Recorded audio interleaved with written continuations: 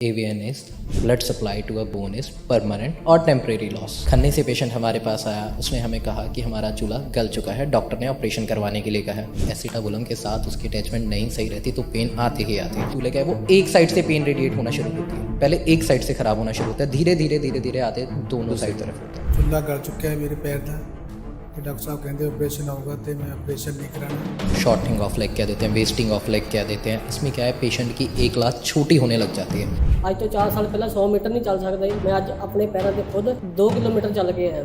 Hip joint के patients को 2 operation suggest किए जाते हैं। First is core decompression, another one is hip replacement surgery. 25 साल की उम्र में उस बच्चे का चूल्हा गल चुका था। आपको किसी चीज़ से घबराने की ज़रूरत नहीं, आयुर्वेद में हर एक चीज़ का इलाज है।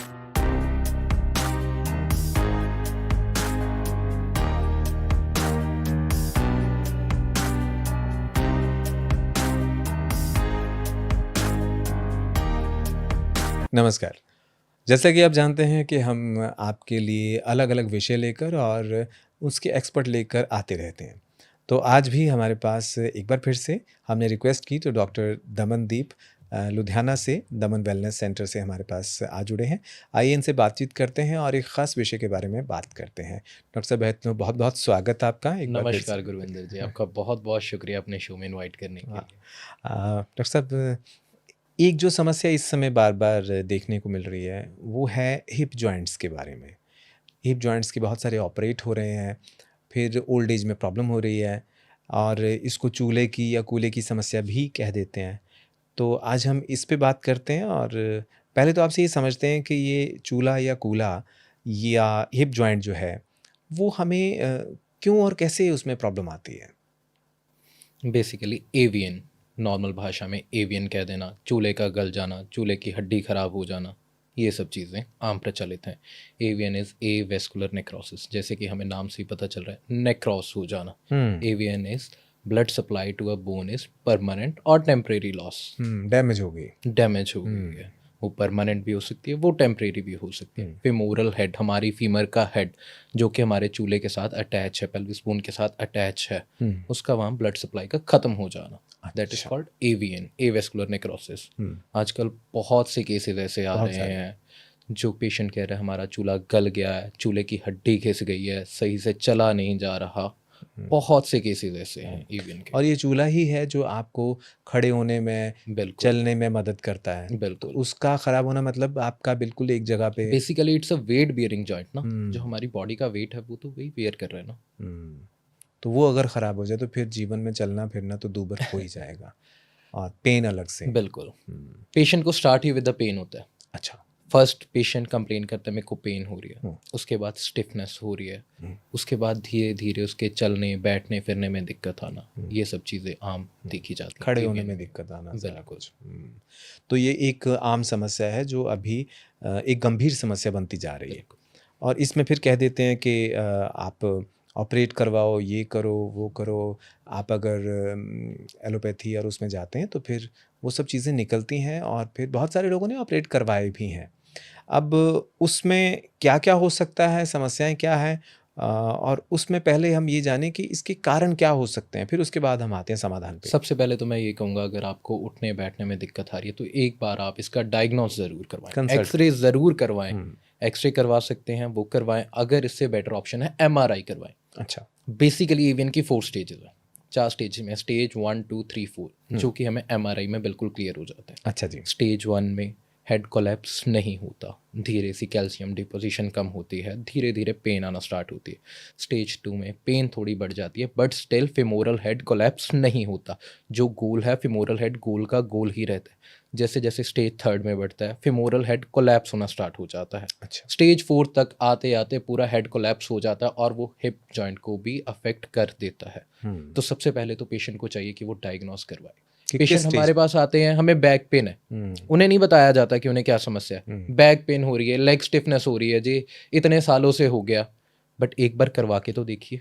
जब वो एक्सरे करवाते हैं, हिप जॉइंट का एक्सरे करवाते हैं, तब उन्हें पता चलता है कि उनके चूल्हे तो किस स्टेज तक पहुंच चुके हैं। फर्स्ट स्टेज में पेशेंट को नहीं पता चलता। फर्स्ट स्टेज में पेशेंट वुड बी लाइक थोड़ी बहुत पेन है, कोई बात नहीं, हो जाएगा ठीक। पेशेंट इग्नोर कर देता है, पर ये इग्नोर करने वाली चीज़ नहीं है। तो पहले तो ये हम डायग्नोस करवाएं कि हम किस स्टेज पे हैं, किस स्टेज पे, उसके बाद उसका ट्रीटमेंट शुरू होता है। अब आता है कि ये हिप जॉइंट के जो अलग अलग, क्योंकि आप इतने समय से काम कर रहे हैं तो आपके पास बहुत सारे केसेस होंगे और हैं भी, तो मैं अपनी तरफ से आपके साथ शेयर करता हूँ। पहला केस, अगर वो लोग जो इस समय हमारे प्रोग्राम को देख भी रहे हैं और जिन लोगों के सर्कल में या खुद डॉक्टर ने जिनको बोल दिया कि आपका चूल्हा जो है वो गल चुका है, तो ऐसे केसेस में कोई होप है, कोई? बिल्कुल है गुरविंदर जी, आपको मैं बताऊं तो हमारा फर्स्ट केस ही यही था। अच्छा। जिसमें पेशेंट हमारे पास आया, पेशेंट का नाम था रामचंद। खन्ने से पेशेंट हमारे पास आया, उसने हमें कहा कि हमारा चूल्हा गल चुका है, डॉक्टर ने ऑपरेशन करवाने के लिए कहा है। अपनी सारी एमआरआई करवा चुका था। पेशेंट था, एक साइड पे था 3rd स्टेज, एक साइड पे था 4th स्टेज। अच्छा। ये भी मैटर करता है। जो बेसिकली कूल्हे का है, चूल्हे का है, वो एक साइड से पेन रेडिएट होना शुरू होती है। पहले एक साइड से खराब होना शुरू होता है, धीरे धीरे धीरे धीरे आते दोनों दूसरी साइड तरफ होता है। आई will show you a case. मैं आपको रामचंद जी का केस दिखाता हूँ, जो हमारे पास पहले पेशेंट आए थे एवियन के। सी जी रामचंद जी। ਜੀ ਮੇਰੇ ਪੈਰ ਦੇ ਵਿੱਚ ਪ੍ਰੋਬਲਮ ਸੀਗੀ, ਦਰਦ ਸੀਗੀ ਤੇ ਡਾਕਟਰ ਨੇ ਮੈਨੂੰ ਐਮਆਰਆਈ ਕਹੀ। ਮੈਂ ਐਮਆਰਆਈ ਕਰਾਈ ਤੇ ਐਮਆਰਆਈ ਕਰਾ ਕੇ ਫਿਰ ਡਾਕਟਰ ਕਹਿੰਦਾ ਵੀ ਆਪਰੇਸ਼ਨ ਹੋਊਗਾ ਤੇ ਚੁੱਲ੍ਹਾ ਗਲ ਚੁੱਕਿਆ ਹੈ ਮੇਰੇ ਪੈਰ ਦਾ ਤੇ ਡਾਕਟਰ ਸਾਹਿਬ ਕਹਿੰਦੇ ਆਪਰੇਸ਼ਨ ਹੋਊਗਾ ਤੇ ਮੈਂ ਆਪਰੇਸ਼ਨ ਨਹੀਂ ਕਰਾਉਣਾ ਤੇ ਮੈਂ ਡਾਕਟਰ ਸਾਹਿਬ ਕੋਲ ਆਇਆ। ਜੀ ਤੁਹਾਨੂੰ ਇਸ ਟਾਈਮ ਚੂਲੇ ਦੇ ਵਿੱਚ ਦਿੱਕਤ ਆ ਰਹੀ ਹੈ? ਦਿੱਕਤ ਹੈਗੀ ਜੀ, ਦਰਦ ਹੈਗੇ ਚੁੱਲ੍ਹੇ ਦੇ ਵਿੱਚ। ਡਾਕਟਰ ਨੇ ਸਿਰਫ ਇਹੀ ਕਿਹਾ ਕਿ ਚੂਲਾ ਬਦਲਣਾ ਪਊਗਾ ਹਾਂਜੀ, ਤੇ ਆਪਾਂ ਚੂਲਾ ਨਹੀਂ ਬਦਲਵਾਉਣਾ ਚਾਹੁੰਦੇ। ਅਸੀਂ ਨਹੀਂ ਬਦਲਾਉਣਾ ਚਾਹੁੰਦੇ ਜੀ। ਕੋਈ ਦਿੱਕਤ नहीं रामचंद जी, ਤੁਹਾਨੂੰ 10 दिनों की दवाई दी है, 10 दिन खाओ दवाई, उस बाद मैंने दस्यो। ये हमारे पास खन्ने से आए थे, एवियन के पेशेंट थे ये। इनका चूल्हा गल चुका था। इन्होंने एमआरआई करवाई, एक्सरे करवा चुके थे। चलने फिरने बैठने में बहुत ही ज़्यादा दिक्कत हो रही थी। हमारे पास आए 18 अक्टूबर को, और फिर आफ्टर 1 मंथ हमारे पास ये आ रहे हैं 20 नवंबर को। और 20 नवंबर में पेशेंट क्या कह रहा है, आप खुद ही पेशेंट से सुनिए। ਮਹੀਨਾ ਪਹਿਲਾਂ ਮੈਂ ਡਾਕਟਰ ਸਾਹਿਬ ਕੋਲ ਆਇਆ जी ਤੇ ਇਹਨਾਂ ਕੋਲ ਮੈਂ ਦਵਾਈ ਖਾਈ, ਹੁਣ ਬਿਲਕੁਲ ਠੀਕ ਹੈ। ਪਹਿਲਾਂ ਮੇਰੇ ਕੋਲ ਨਾ ਚੱਲਿਆ ਜਾਂਦਾ ਤਾ, ਨਾ ਉੱਠਿਆ ਬੈਠਿਆ ਜਾਂਦਾ ਤਾ। ਹੁਣ ਮੈਂ ਬਿਲਕੁਲ ਠੀਕ ਹੈ। ਡਾਕਟਰ ਸਾਹਿਬ ਕੋਲ ਦਵਾਈ ਖਾਈ ਹੈ। ਡਾਕਟਰ ਸਾਹਿਬ ਦਾ ਬਹੁਤ ਧੰਨਵਾਦ ਹੈ ਜੀ। बाकी डॉक्टर्स ने की क्या सी ਤੁਹਾਨੂੰ? ਉਹਨਾਂ ਨੇ ਕਿਹਾ ਤਾ ਜੀ ਵੀ ਤੁਹਾਡਾ ਚੂੜਾ ਬਦਲਣਾ ਪੈਣਾ, ਆਪਰੇਸ਼ਨ ਕਰਨਾ ਪੈਣਾ। ਦਿੱਕਤ ਤਾਂ ਵੈਸੇ ਮੇਰੀ ਬਹੁਤ ਜ਼ਿਆਦਾ ਸੀਗੀ। ਜੀ ਡਾਕਟਰ ਸਾਹਿਬ ਕੋਲ ਮੈਂ ਦਵਾਈ ਖਾਧੀ ਇੱਥੇ ਲੁਧਿਆਣੇ जी ਤੇ ਮੈਨੂੰ ਬਹੁਤ ਫਰਕ ਹੈ। ਹੁਣ ਮੈਂ ਚੱਲ ਫਿਰ ਸਕਦਾ ਵੀ ਹਾਂ। आओ एक बार चल के दिखाओ अपन रामचंद जी।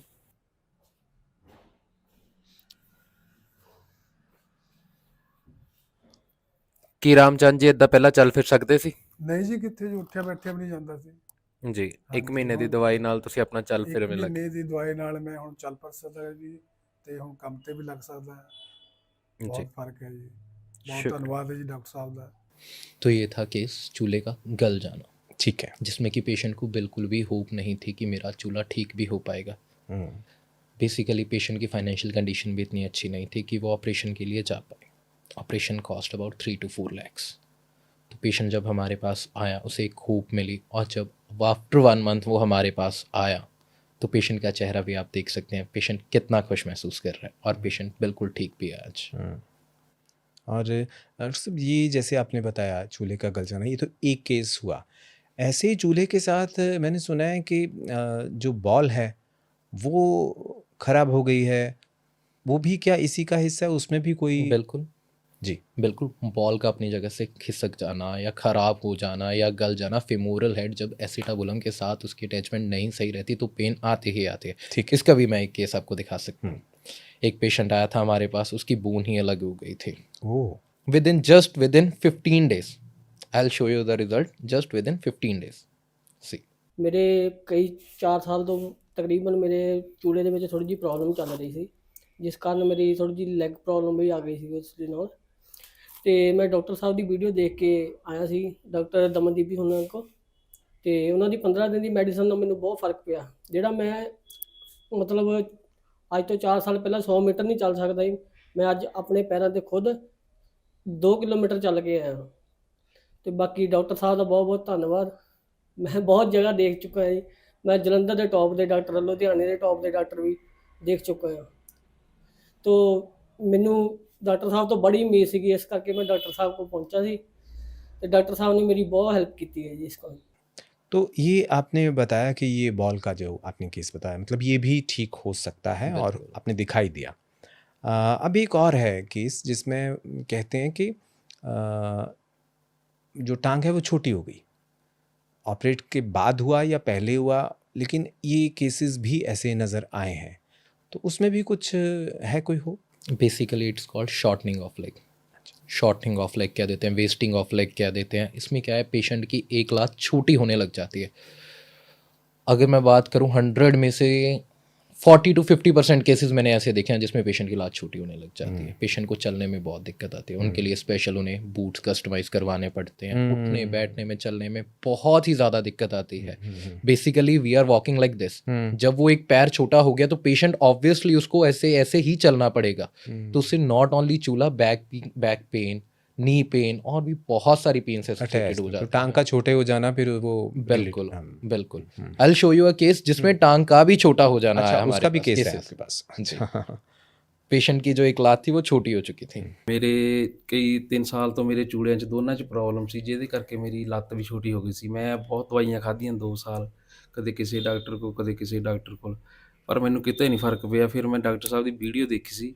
ਵੀਡੀਓ ਦੇਖ ਕੇ ਮੈਂ ਡਾਕਟਰ ਸਾਹਿਬ ਕੋਲ ਆਇਆ, ਮੈਂ ਆਪਣੀ ਪ੍ਰੋਬਲਮ ਦੱਸੀ। ਡਾਕਟਰ ਸਾਹਿਬ ਨੇ ਮੈਨੂੰ 15 ਦਿਨ ਦੀ ਦਵਾਈ ਦਿੱਤੀ, ਪਰ ਇਹ ਮੈਨੂੰ 1-2 ਖੁਰਾਕਾਂ ਨਾਲ ਹੀ ਜਾਣੀ ਕਿ ਫ਼ਰਕ ਮਹਿਸੂਸ ਹੋ ਗਿਆ। ਹੁਣ ਜਾਣੀ ਕਿ ਮੇਰੇ ਦੋਨਾਂ ਲੱਤਾਂ 'ਚ ਪ੍ਰੋਬਲਮ ਸੀ। ਇੱਕ ਲੱਤ ਤਾਂ ਮੇਰੀ 70-80 ਪੈਸੇ ਸਹੀ ਆ, ਤੇ ਦੂਜੀ ਵੈਸੇ 30 ਦੂਜੀ ਲੱਤ 30 ਪੈਸੇ ਸਹੀ ਹੈ। ਜਾਣੀ ਕਿ ਮੈਨੂੰ ਪ੍ਰੋਬਲਮ 30 ਪੈਸੇ, ਜਾਣੀ ਕਿ ਮੈਂ ਪ੍ਰੋਬਲਮ ਮੇਰੀ ਸੋਲਵ ਹੋ ਗਈ। ਮੈਂ ਡਾਕਟਰ ਸਾਹਿਬ ਦਾ ਧੰਨਵਾਦ ਕਰਦਾ ਜਿਨ੍ਹਾਂ ਨੇ ਮੇਰੀ ਪ੍ਰੋਬਲਮ ਸਹੀ ਕੀਤੀ, ਨਹੀਂ ਤਾਂ ਮੈਨੂੰ ਸਾਰੇ ਡਾਕਟਰਾਂ ਨੇ ਆਪਰੇਸ਼ਨ ਹੀ ਦੱਸਿਆ ਹੋਇਆ ਸੀ कि ऑपरेशन चूड़े बदलने पैने, दोनों चूड़े बदलने पैने हैं जी। तो डॉक्टर साहब ये आपने टांग का छोटी हो जाना वो भी आपने बताया। अब एक और सुनने में आता है जिसमें ये हिप जॉइंट से रिलेटेड है कि आपका वो घिस गया है आपका जॉइंट जो है, तो उसका भी कोई केस आपने हैंडल किया? बिल्कुल किए हैं। चूल्हे का घिस जाना बेसिकली तो मैंने जैसे आपको पहले बताया ना कि अपना डायग्नोस ज़रूर करवाएं। चूल्हे का घिस जाना पेशेंट को स्टार्टिंग में कह देते हैं जी आपका चूल्हा घिसने लग गया है।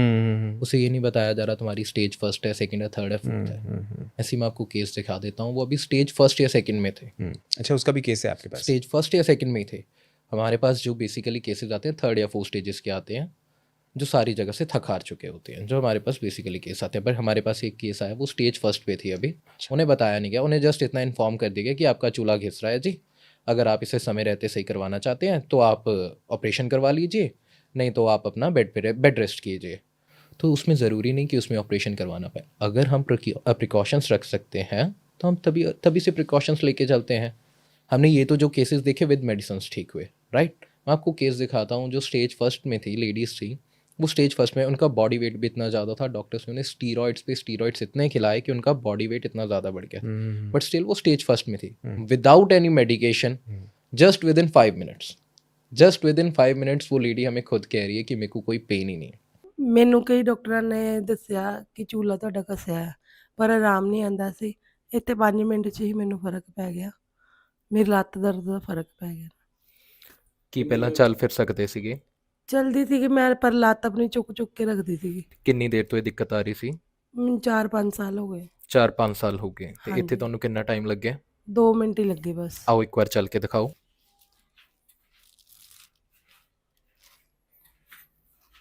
बैठो। हुन अगे नालों बेटर महसूस कर रहे हो? ਬਹੁਤ बहुत बढ़िया।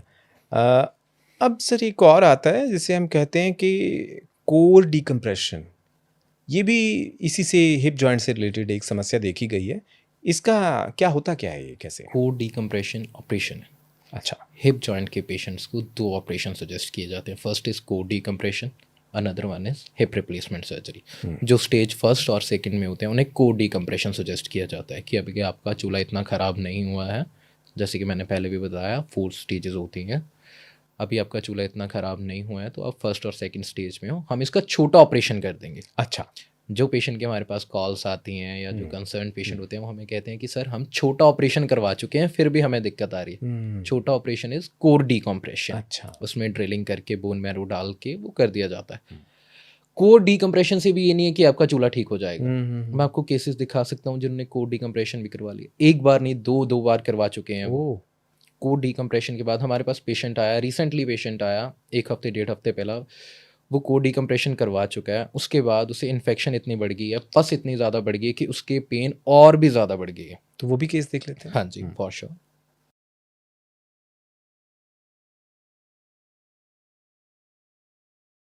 ये देखिए, ये जो पेशेंट है ये कोड डिकम्प्रेशन करवा चुका है। अच्छा। एक बार कोड डिकम्प्रेशन करवा चुके हैं, दूसरी बार डॉक्टर ने कहा है कि एक बार और करके देख लेते हैं, अगर उससे काम नहीं बनेगा तो हम हिप रिप्लेसमेंट सर्जरी के लिए ही जाएंगे। अब पेशेंट तो देखो एक होप लगा के ऑपरेशन ऑलरेडी करवा चुका है, उसे नेक्स्ट ऑपरेशन, उसके बाद नेक्स्ट ऑपरेशन, तो दैट्स नॉट फेयर ना।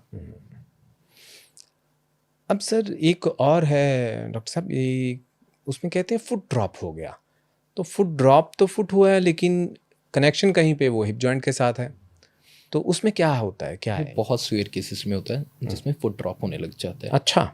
जब हमारी हिप जॉइंट की पेन इतनी ज़्यादा बढ़ जाती है, हमारे पूरे लेग में रेगुलेट हो जाती है, नीज इफेक्ट हो जाते हैं, तो foot is basically like this.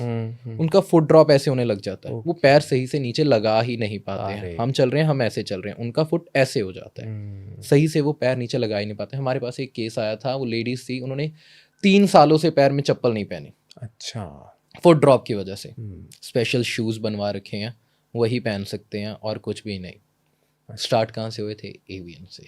मैं उसका भी केस आपको दिखा देता हूँ। वो पेशेंट अब बिल्कुल ठीक है, अब वो अपना शूज़ भी पहनते हैं, नॉर्मल अपना काम भी करते हैं। She is a government teacher. अच्छा। ਮੈਂ ਮੁਕਤਸਰ ਸਾਹਿਬ ਤੋਂ ਡਾਕਟਰ ਸਾਹਿਬ ਕੋਲ ਆਪਣੀ ਡਿਸਕ ਦੀ ਪ੍ਰੋਬਲਮ ਲੈ ਕੇ ਆਈ ਸੀ, ਜਿਹੜੀ ਕਿ 12 ਸਾਲਾਂ ਤੋਂ ਆ ਮੈਨੂੰ। ਤੇ MRI ਰਿਪੋਰਟ ਦੇ ਵਿੱਚ ਡਾਕਟਰਸ ਨੇ ਮੈਨੂੰ ਆਪਰੇਸ਼ਨ ਦੱਸਿਆ ਹੋਇਆ ਹੈ। ਤੇ ਅੱਜ ਇਹਨਾਂ ਕੋਲੇ ਆਈ ਹਾਂ, ਇਹਨਾਂ ਨੇ ਟ੍ਰੀਟਮੈਂਟ ਕੀਤਾ ਹੈ। ਪੈਰ ਮੇਰਾ ਥੋੜ੍ਹਾ ਥੱਲੇ ਲੱਗਣ ਲੱਗ ਗਿਆ, ਥੋੜ੍ਹਾ ਲੰਗੜਾਪਣ ਵੀ ਘਟ ਗਿਆ। ਕਿ ਇਹ ਤੇ ਪੈਰ ਪਹਿਲਾਂ ਨੀਚੇ ਲੱਗਦਾ ਸੀ? ਨਹੀਂ ਜੀ, ਸਵੈਲਿੰਗ ਬਹੁਤ ਜ਼ਿਆਦਾ ਸੀ, ਅੰਗੂਠੇ ਪੈਰ ਦੀ ਮੂਵਮੈਂਟ ਬਿਲकुल भी नहीं हैगी सी। तो लगभग हमने सारी चीज़ें डॉक्टर साहब देख ली, जिसमें आपने बताया कि जो चूल्हा गल चुका है, फिर उसके बाद बॉल्स की प्रॉब्लम वो भी आपने बताई, और बाकायदा केस स्टडीज़ आपने अपनी दिखाई जो आपने करी हैं। अब डॉक्टर साहब ये सवाल आता है कि किसी व्यक्ति को रिकवर होने के लिए, किसी पेशेंट को क्या चीज़ें हैं जो डिपेंड करती हैं? क्या बच्चों में रिकवरी फास्ट है या बुज़ुर्गों में लेट है, लेडीज़ में पहले होती है? ऐसा क्या फैक्टर्स रहते हैं? इसकी रिकवरी रेट कैसी होती है, कैसे? गुरविंदर जी, अगर फैक्टर्स की बात करूं तो पेशेंट टू पेशेंट वेरी करते हैं। अच्छा। आपने अभी बात करी ना बच्चों की, आपको बच्चों का केस सुना देता हूँ। पेशेंट आया हमारे पास, एज इज़ 25। अच्छा जी। 25 कोई बड़ी एज नहीं है। 25 की एज में आपने कोई चूल्हे का पेशेंट नहीं देखा होगा। मैंने लाइफ में पहली बार देखा। अच्छा। 25 साल की उम्र। जब हमारी कॉल पे बात हुई, उन्होंने कहा हमने टाइम दिया, वो आए, विजिट किया। जब हमने देखा, हमने कहा क्या आपके फादर साहब की है? नहीं, कहता सर मेरी है। ओह। 25 साल की उम्र में उस बच्चे का चूल्हा गल चुका था। उसे डॉक्टर ने नहीं बताया। जब हमने देखा, हमने उसे एक चीज़ कही कि आप टीबी का टेस्ट करवाओ। जब उसने पेशेंट ने टीबी का टेस्ट करवाया, टीबी पॉजिटिव। अच्छा। टीबी से भी चूल्हा गल रहे हैं, जिसमें कि अवेयर ही नहीं है, उसे बिल्कुल भी पता ही नहीं था। एज क्या थी? 25। उसके बाद एक केस आया 30 की एज में। ऐसे बहुत से केसेस हैं। अगर हम बात करें रिकवरी की, तो ये पेशेंट टू पेशेंट डिपेंड करता है।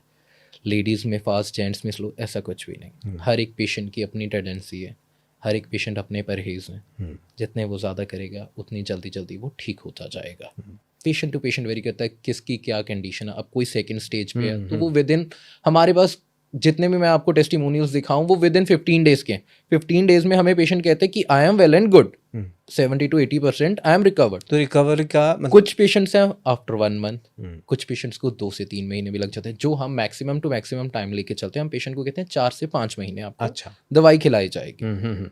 तो रिजल्ट मिलता है उसके बाद? बिल्कुल, रिजल्ट तो पेशेंट को पहले आपने 15 से दिखाया 20 दिन में मिलने लग जाते हैं। अच्छा डॉक्टर साहब, अब आपने जो केस दिखाए और जो हमारे देखने वाले हैं जिनके पास ऐसी समस्या से जूझ रहे कुछ लोग हो सकते हैं, या वो स्वयं भी खुद भी हो सकते हैं, वो आप ही के पास क्यों आए?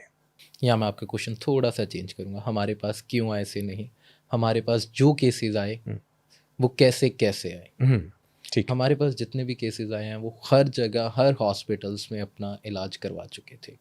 जब उन्हें कोई होप नहीं थी कि हम ठीक हो सकते हैं, जब उन्हें हर एक डॉक्टर ने यही कहा कि आपको सर्जरी के लिए ही जाना पड़ेगा, आपको ऑपरेशन के लिए ही जाना पड़ेगा, तब पेशेंट्स हमारे पास आए एक होप लेके, एक उम्मीद लेके कि जहां हम कहीं से नहीं ठीक हो पाए तो एक होप होती है पेशेंट को कि क्या हम यहाँ भी ट्राई करके देख लें तो यहाँ भी ठीक हो सकते हैं। और हम उस होप को ज़िंदा रखते हैं पेशेंट की।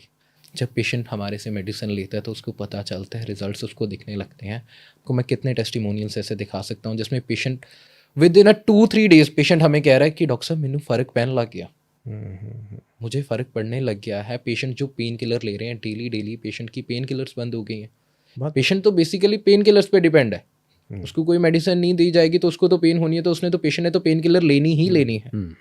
कई ऐसे केसेस हैं जो कहते हैं कि हमारी तो पेन किलर दूसरे दिन ही बंद हो गई जी, हमें तो इसकी ज़रूरत ही नहीं लगती है। तो वही एक पेशेंट की होप हम जिंदा रखते हैं कि पेशेंट ठीक हो सकते हैं। आप बहुत बढ़िया। आपको किसी चीज़ से घबराने की ज़रूरत नहीं, आयुर्वेद में हर एक चीज़ का इलाज है, हर एक चीज़ का। उम्मीद से बढ़िया तो कोई चीज़ है ही नहीं। और जो शख्स, जो मरीज़, मैं समझता हूँ कि हर तरफ से नाउम्मीद हो चुके हैं, उनमें होप जगाने का ये जो काम आप कर रहे हैं बहुत बढ़िया है।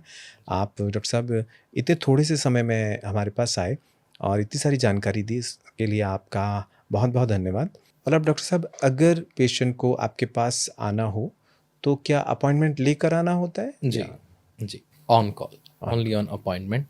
उसके लिए स्क्रीन पे दिए नंबरों से आप संपर्क कर सकते हैं। ऑन अपॉइंटमेंट आपको टाइम दिया जाएगा, क्योंकि हमारा ये रहता है जो भी पेशेंट आया हम उसे फुली सेटिस्फाइड करके भेजें।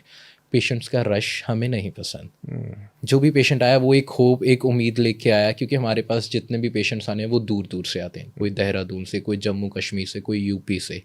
आसपास वाले पेशेंट बहुत कम हैं, अदर स्टेट्स वाले पेशेंट बहुत ही ज़्यादा। तो हमें ये होता है कि जब पेशेंट हमारे पास आया है हम उसे बैठ के आराम से कंसल्ट कर सकें, जो पेशेंट्स के डाउट है वो पेशेंट्स के डाउट क्लियर कर सकें।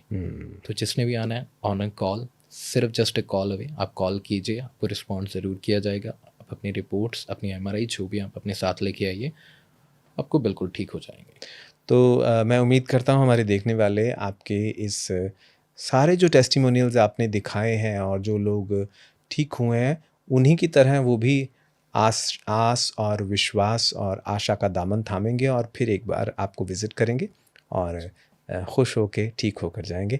आप यहाँ आए, आपका बहुत बहुत धन्यवाद, शुक्रिया। शुक्रिया। और अपने देखने वालों को मैं ये कहना चाहूँगा कि अगर आपको ये जानकारी और ये हमारी बात पसंद आई और अच्छी लगी, तो उन सभी लोगों तक ज़रूर पहुँचाइए जिनको इसकी ज़रूरत आप समझते हैं कि है। शायद हमारी तरफ से जगाई गई ये आस की किरण उनके जीवन में भी रोशनी का एक फव्वारा जो है वो फैला पाए, खुशियाँ ला पाए। बहुत बहुत धन्यवाद। इसको जितना शेयर हो सके, कमेंट हो सके, आप ज़रूर कीजिए और जिन लोगों को ज़रूरत है उन तक पहुँचाइए और जुड़ी रहिए हमारे साथ। धन्यवाद।